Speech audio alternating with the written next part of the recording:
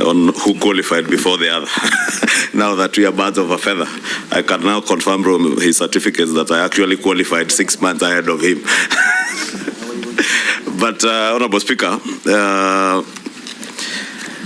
besides being birds of a feather in the profession, let me declare interest because John Mbadi was also an accountant at the university when I was a student there.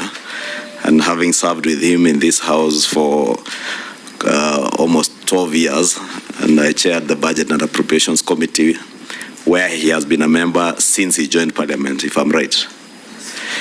That's correct. So, John Mbadi, now CS Nominee Finance in the National Treasury, and you've put it very well, and you know there are many things that we agree on, especially regarding the budget-making process. And having been a member of the Budget and Appropriations Committee and also chaired the Public Accounts Committee, you have said you have had a very good oversight of the expenditure side of government.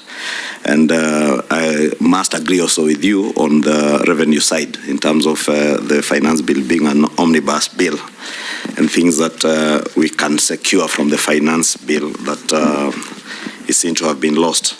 But you've also touched on issues touching on KRA, and there are systemic problems in KRA, and you and me know that our revenue projections, we have always not agreed with them.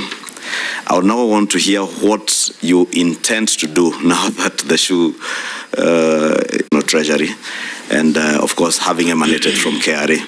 We've spoken about the systemic problems in KRA, including the lack of custom systems management, proper customs management systems at KRA.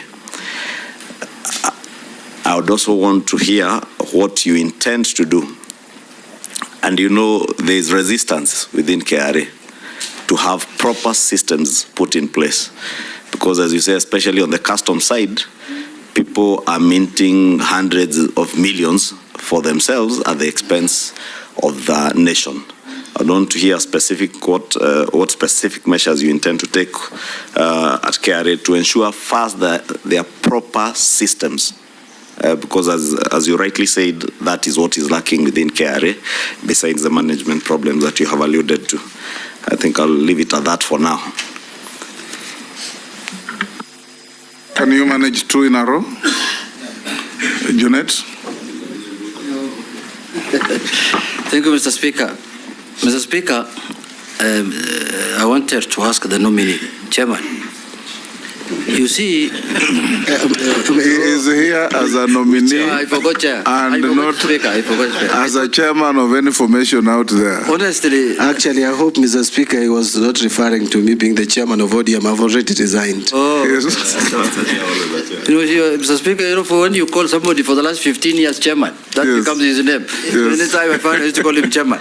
Now, Mr. Nominee, one thing I wanted to ask you is that you have explained it very well, but you have come to this position, you are coming to this position at a time when the economy is not in a very good situation.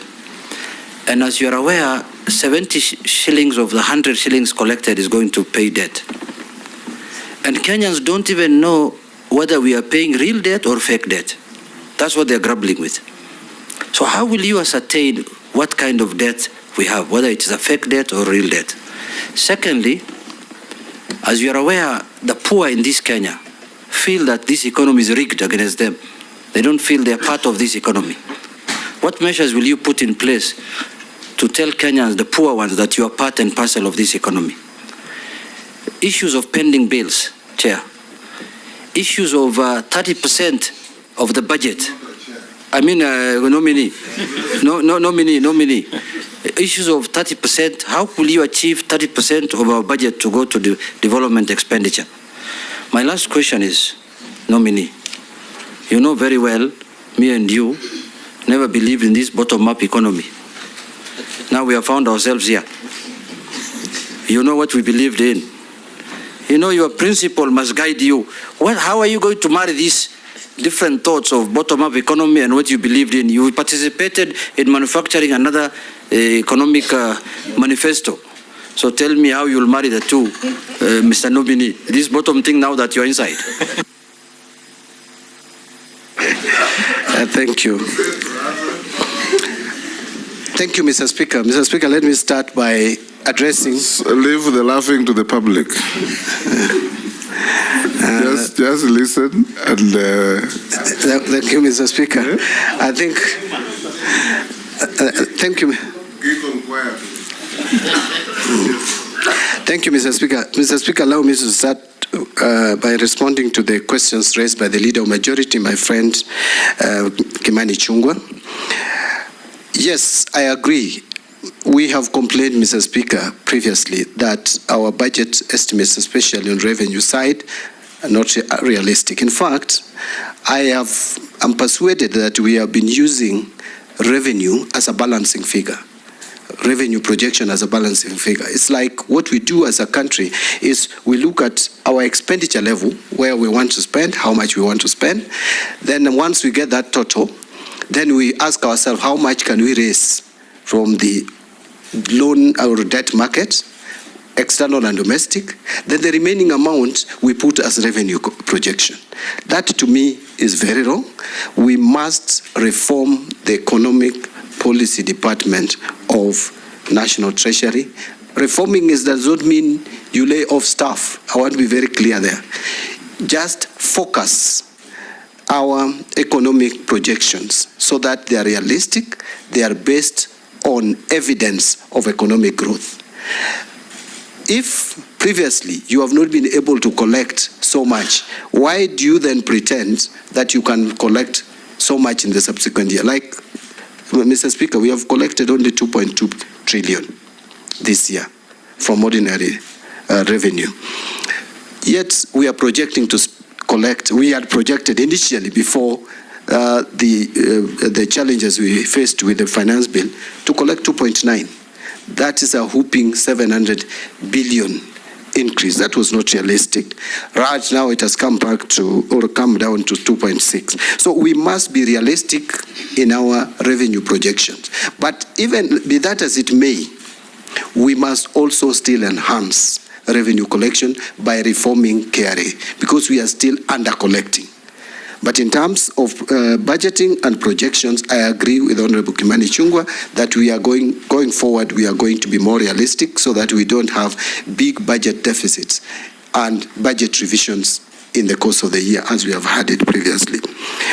In terms of how do we address the challenges of collection of taxes, custom duties, it is, and I mentioned it, the system is porous. We must make sure that we automate it and automate it properly. Sometimes we pretend to be using automation, yet we use outdated systems that are just aiding the leakage of revenue instead of helping. We must carry out proper review and evaluation of KRA. I have the first meetings, I will guarantee this committee, if you approve my nomination to become the CS National Treasury, my first meetings will be focused on how to reform KRA. Because without that, we are not going to succeed in revenue mobilization.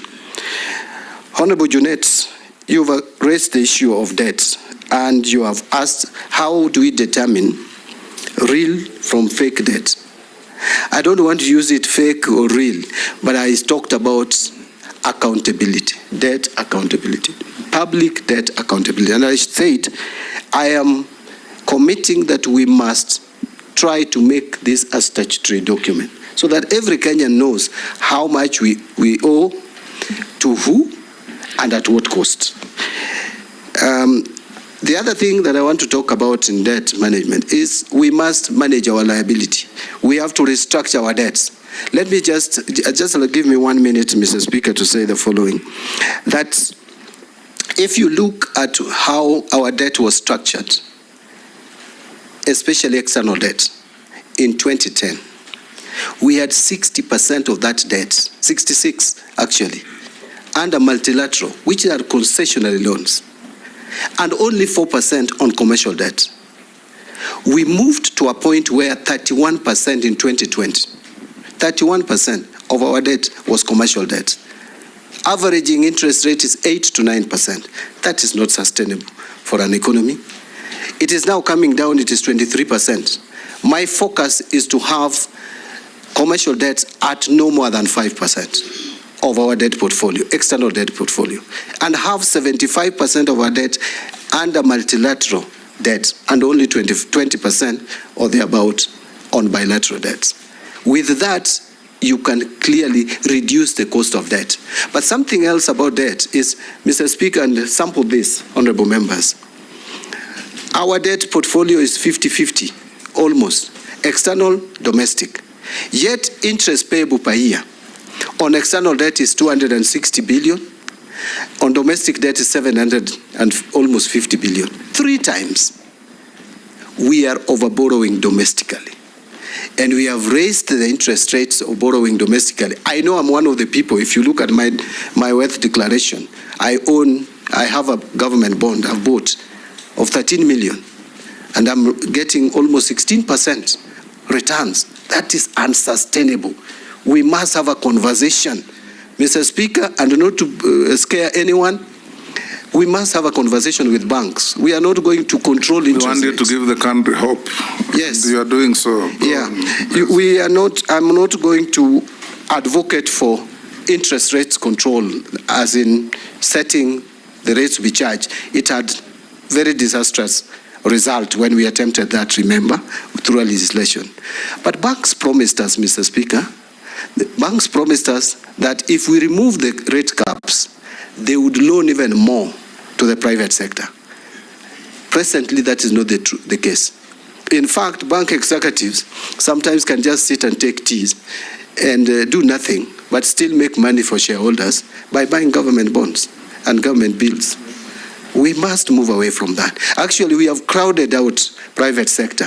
You can see the youth is up in arms. They have no jobs because the private sector is not borrowing money from the not lending. The private sector is not borrowing money from banks, yes, to invest, and so we can't create jobs. Yes. I know that one of the reasons why we have been raising the interest rate is to control inflation. Inflation has reasonably been controlled now at 4.6%. We must also be alive to the fact that we must balance the two. There must be a net-off effect so that we also grow our economy. Thank you. Finally, there was the issue of what do we do about the poor and the pending bills. Pending bills is a serious matter, Mr. Speaker. I think it is something that we must agree on. I know we are moving as a country to accrual basis. As an accountant, I know with the accrual basis of accounting, then we will not be talking about pending bills because there will be no cutoff. Any bill that comes will automatically move to the next financial year and pay it. But these pending bills, a lot of them are also fictitious. I know there is a committee in place, and I don't want to criticize that committee. I know it is headed by the former Auditor General, Edward Ouko. But, Mr. Speaker, I ask myself this question. The pending bills that I'm told have been submitted to that committee, or before that committee, is upwards of 663 billion claims. And there are a total of 114,000 plus of those claims. How do you have one auditor, even if you are a genius, with a few months to audit that and give you?